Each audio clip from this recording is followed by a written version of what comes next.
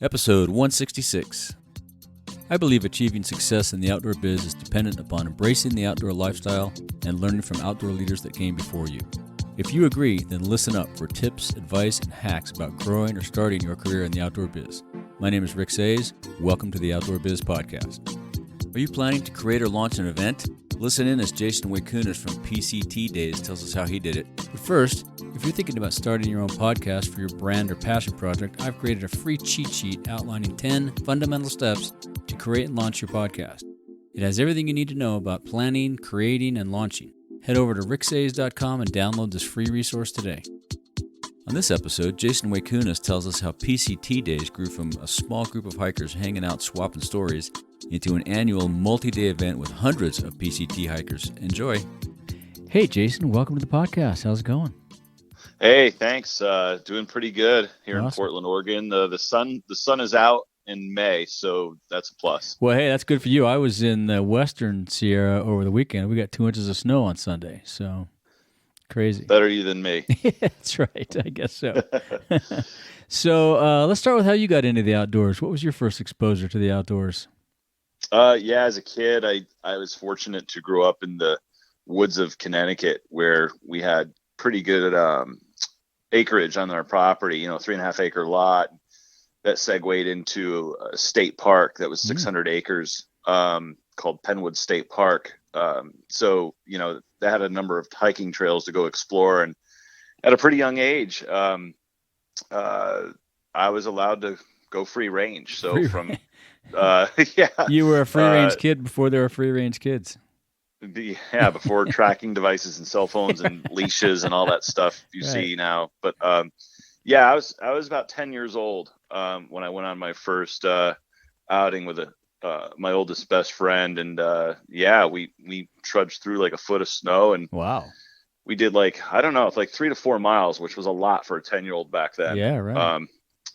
But yeah, it was a lot of fun, and I was fortunate to have that. Very cool. When was your first overnight? Did you guys go camping together also, backpacking? First overnight was probably around the same age, 10, 11 years old. Mm-hmm. I went to a camp, summer camp in Connecticut as well. Mm. And so that was, it was facilitated by college-age camp counselors that taught you everything from, field biology to archery to all sorts of cool stuff. Very map cool. Reading, Yeah, so I was young. Yeah. Yeah. Did you have a traditional outdoor job? What was your first outdoor job? First outdoor job? Not really. No? Did you work retail or anything? No. Wow. Okay. No. Most of my employment over the last 20 plus years has been as a professional photographer. I've got 2 art degrees. Okay. Got you. So yeah, I've always been during these outings, even as a kid, I was the one that always had the camera, and it just segued into a professional career after art school. Cool. I got lucky and studied with the right people, made the right contacts. Where'd you go to art school? I went to Old Dominion University in Norfolk, Virginia. Mm-hmm. Nice. And what kind of photography? Outdoor photography, I take it? Yeah, pretty much all outdoor photography. To pay the bills, it was, landscapes don't pay the bills. Tell me about it. they never have, and they never will. But it was essentially like architecture, events, public relations type things, some sports, portrait sessions, product in a studio. A little bit of everything, like we all do to make some money, right? Yep. Yeah, very cool. And so now you're founder of PCT Days, which has been going strong. Tell listeners a little bit about that. Yeah, so the history with that is I hiked the PCT in 2005 under the trail name Neighbor J, and I did it with a buddy of mine that went to Old Dominion University with me. His trail name was Chowder, and we were very fortunate, to have hiked it back in the early days where there wasn't so many people or crowding conditions, things like that. Right. And so, it was not that popular yet. It was popular. No, the movie hadn't come out yet, right? No, not at all. Right.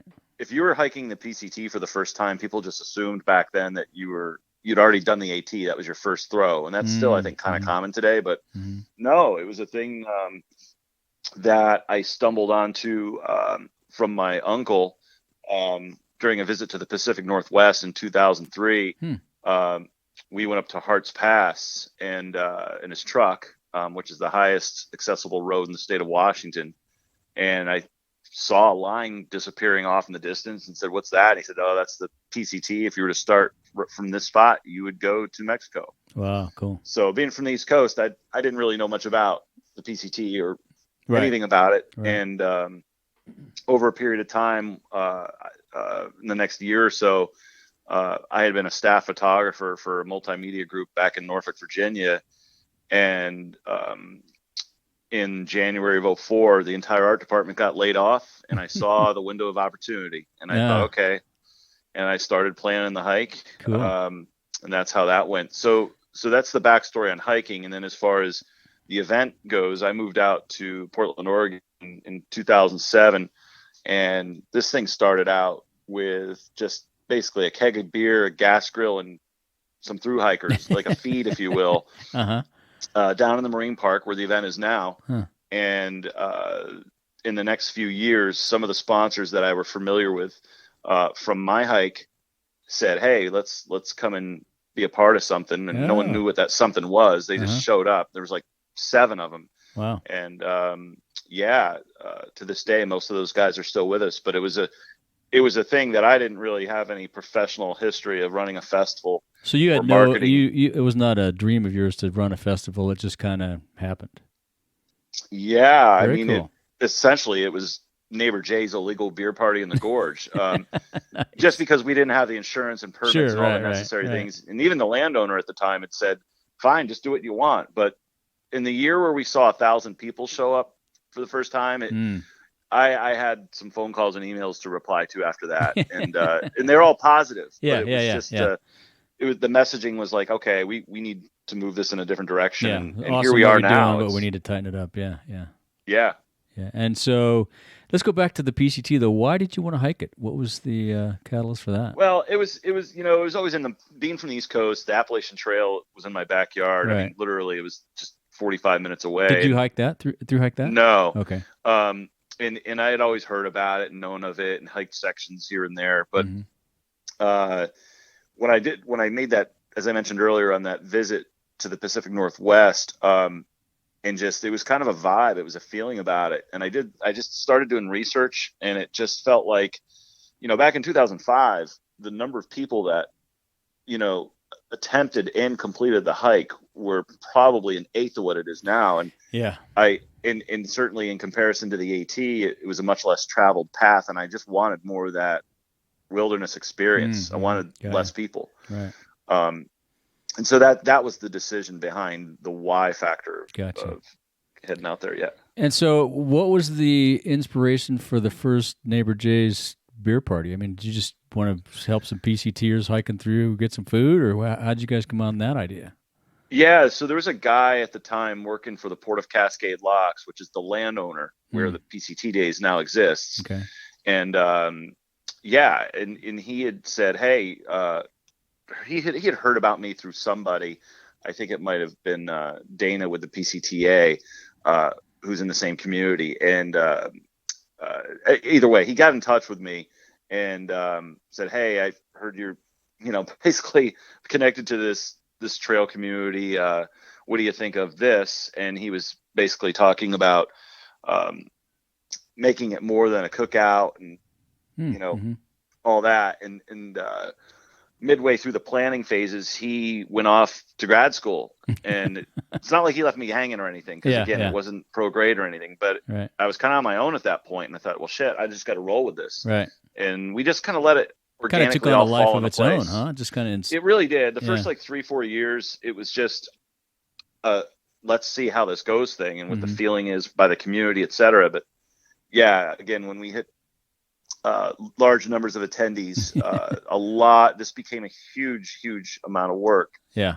Insurance and traffic, traffic control, and Yeah, the Crazy. behind the scenes stuff, right? Right. So, what are some of the things you've learned from running it all these years?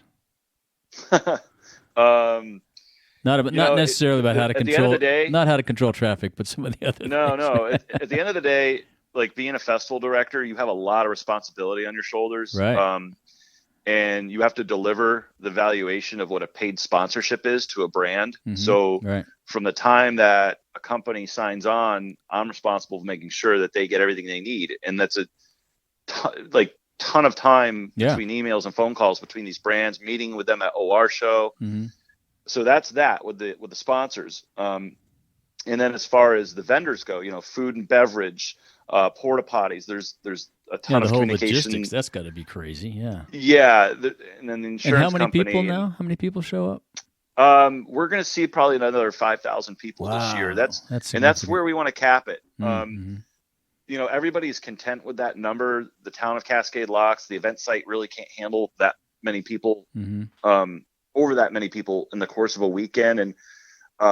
And I will point out that it's not like 5,000 people show up all at once through the gates.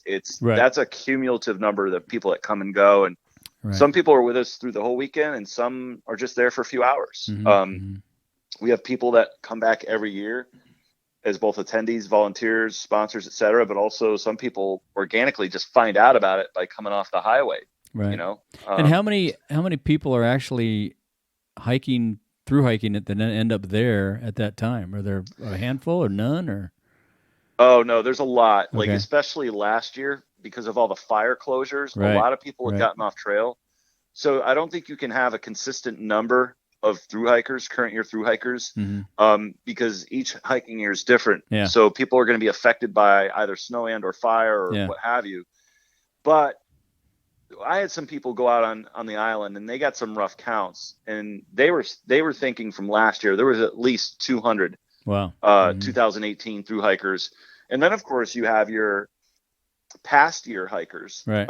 So for this year we'll probably have a lot of 2018 people that want to have a reunion with their people, because nobody can finish all at the same time at down south or up north. So it serves as both a current year thing for the current class, but also past hikers and then aspiring hikers. Maybe people that someday want to do either a through hike, section hike, day hike, but as a whole, the event is promoted a lot differently than say a Trail Days in Damascus, Virginia, which is really specific to through hiking. Right.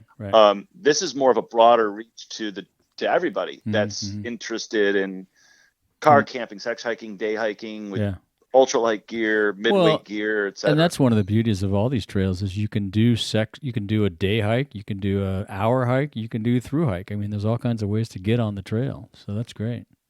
Yeah. We don't spin it in any one way. It's kind of just, hey, here's a huge range of product and information about what's out there, and it's up to you to decide on what's your thing. So do you hear from people as they're hiking the trail? Like, have you heard is there any news from the trail this year? There's, as you know, tons of snow down here. Last year when we had this much snow, 2 years ago I guess it was, we had a lot of people that yo-yoed back and forth, right? They bailed out of this portion and went and did something else because the stream crossings were hideous. So it's hard to tell. I don't spend any time really going on all the different forums and pages. I just don't have the hours to do it. Right. And I kind of like the element of surprise a little bit. Like about a week or two before PCT Days, I start snooping around a little bit. Yeah. But beforehand, no, I'm just kind of letting things roll. And sometimes I get reached out to by some folks that are interested in coming to the event, and I'll provide some info about how they might be able to obtain a shuttle from a particular point. That's often the question from a current year through hiker is they're saying, oh, we're going to be in Jefferson Park on these dates. Would love to get to PCT Days. How do we do it? And then I'll either think of somebody that might be able to give them a ride, or I'll just, try and make some good suggestions throw on how they can on Facebook, make a hitch or what have you. Right. So have you had any mentors that have helped you along the way? Mentors. There's been some people definitely that have been an influence and very helpful is what I'll say is friendly advisors. Some of my local friends here in Portland have positions in different places with gear companies, retailers. nonprofits. And, I sound stuff off of those guys and girls. Mm-hmm. Like I'll say, hey, what do you think of this? Because some of these decisions you want to have, comfort factor of somebody you want to checking your headspace. Checking for leaks before you throw them out there. Yeah. Yeah. And so that's probably one part of it. Going to outdoor retailer show, you pick up on like the current feel and vibe and what's going on out there and what people want, especially as far as a sponsor, to promote that brand or message. And so that's been really helpful in keeping in contact with those folks.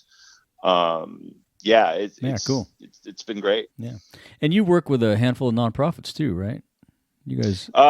So with PCT Days, there are 2 nonprofits that are the benefactors of our big giant gear raffle that happens on Saturday of the event. And those are the PCTA and Alda West. And the proceeds are split 50-50 between both organizations. And then in addition to those orgs, there's somewhere between like 6 and 8 other nonprofit orgs that represent trails. Gotcha. Okay. And outdoor groups like Friends of the Gorge.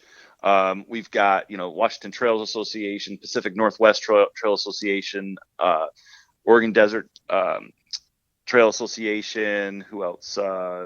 Chinook Trail Association. So you get it. They have a presence there. And so they'll all actually be sharing a big 10x40 space cool.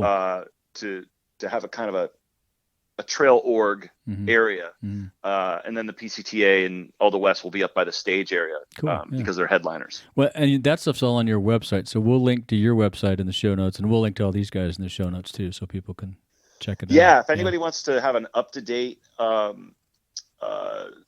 view on who's sponsoring and a part of this event, if you go to pctdays.com, there are clearly links there that show all that and link back to their website. So you can go to the sponsor page and click on Osprey or whoever, Granite Gear, and we'll link to all that. Yeah, make sure that's it's all pretty synced. Yeah, cool. Yeah. And what outdoor activities do you participate in? You still get out and hike? Yeah, although I've gotten a little bit of a ding recently. I've got bad feet. As a result of early days of BMX bike racing and through the, that happened in my, early teen years. And then now in my mid 40s, having done some miles hiking and just just wear and tear. I'm a high life. It's like the surgeon said, you're a high mileage vehicle with worn out parts. And so I had done what's called a kyelectomy to my left foot back in December. And I'm just now like, it's still pretty swollen, and I'm reassessing and figuring out a new gait and pace and all that stuff. Ooh, tough. But they were pretty forthcoming, and they said, you'll never through hike again. And that's okay. I don't want to be honest. If I'm taking 5 months off to do something, I'm going to go, I don't know, kick it down in the Caribbean with a Mai Tai, but no love lost against through hiking. It was just for me, it felt like a very special thing, and it was a one and done for me, and that's cool. Yeah. There's all kinds we all have a different way, that's right. But I still love to get out and crank out a 10 to 12 mile day, and you still drag the camera around? Yeah, I was gonna say you drag. Yeah, as a photographer, it allows me to go pretty heavy. I've never been an ultralighter. I mean, it's just if you're a photographer, you pretty much can't be. Yeah, you're in there, right? You're hauling glass. I mean, what are you gonna do? Yeah, so I'm still getting out there. Right on, cool. Do you have any suggestions or advice for folks wanting to get into the outdoor biz or start a festival like this or grow a career? Anything at all? It's I could make jokes about that. Depends on how much sleep you want to lose, but it's one of those things that if you're starting a festival or anything similarly laid out as a PCT Days is, you can't expect to set it on autopilot at any one time. You're always managing it throughout the calendar year, even though some of the things you press repeat on. But when you first get going, the thing is not to go big too fast. Yeah. That's good small is good at first, so you can manage it. Yeah. And certainly as it grows, and if the person is still enjoying it, well, yeah, fine, keep with it. But you're always going to find that the work is never done, and that you're just at some point polishing the polish. You're just figuring out how you can make certain small things logistically better. Right. Do you have a team, or are you a one-man band? I'm pretty much one man. Wow, and people that's impressive. shake their head at it. They're like, how? Yeah, right. We're doing this interview right now, by the way. I'm in my garage and I'm looking up at the wall where I've got no camping signs behind this point, and danger, no swimming signs, and all these 2x4s that are parts of signage that'll be constructed. Wow. And there's the banners up there and the rafters. Good covered for you, in man. dust. That's impressive. That's amazing. So it's a thing. Yeah. Labor I'm of wired love. that way. Yeah. That's awesome. I'm able to assess needs and figure out solutions pretty quick, I guess you could say, like especially with like numbers and stuff. But yeah. That's awesome. So I'd say if people are interested in it, go for it. Yeah. Just be cognizant of one thing, and that's you have a responsibility to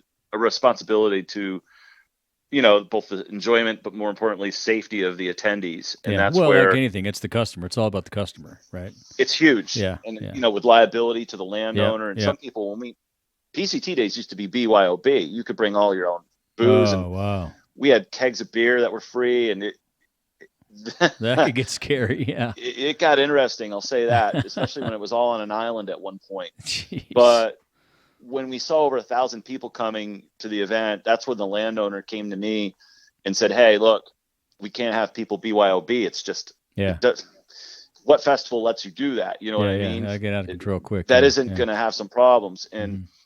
And it's their rule, not mine. I mean, they're the landowner. So we do have food and beer available for purchase, and there's certain little hookups and trail magic, which I can't announce because it wouldn't be trail magic, but but yeah, it's a thing. Unfortunately, that just because of the numbers and risks we had to take, the two main things we say is no glass, no BYOB. Yeah, that makes sense. Yeah, that's a good rule. Yeah. Do you have any daily routines you use to keep your sanity? Meditate, walk the dog, kick the dog? Yeah. The thing is, and I'm sure this goes for graphic designers, anybody that's really tethered to a computer for their job, is I do spend a lot of time in front of mine, and you got to get up every hour to 2 hours and walk around the neighborhood, or not. It can really cause some physical problems, but also your headspace. It's just good to clear the air and get out, and my deal is trying to start the day out with exercise, but then throughout the day, taking those breaks. It really does help out. That's good. Yeah. Do you have any time to read? Do you have any favorite books or books you give as gifts?